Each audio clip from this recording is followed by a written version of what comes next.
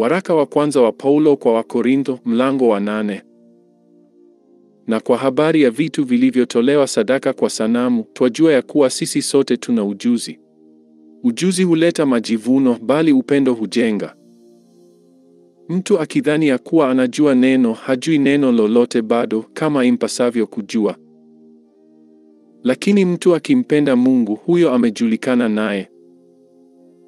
Basi kwa habari ya kuvila vitu vilivyotolewa sadaka kwa sanamu, twajua ya kuwa sanamu si kitu katika ulimwengu, na ya kuwa hakuna Mungu ila mmoja tu.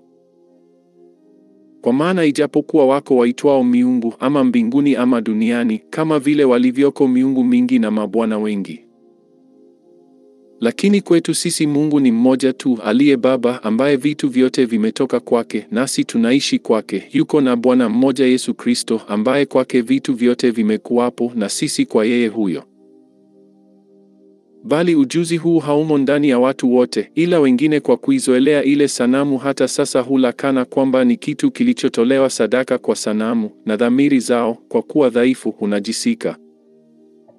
Lakini chakula hakituhudhurishi mbele za Mungu, maana tusipokula hatupunguziwi kitu, wala tukila hatuongezewi kitu.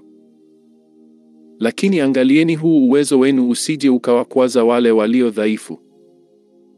Kwa maana mtu akikuona wewe uliye na ujuzi, umeketi chakulani ndani ya hekalu la sanamu, je, dhamiri yake mtu huyo, kwa kuwa yu dhaifu, haitathibitika hata yeye naye ale vitu vilivyotolewa sadaka kwa sanamu?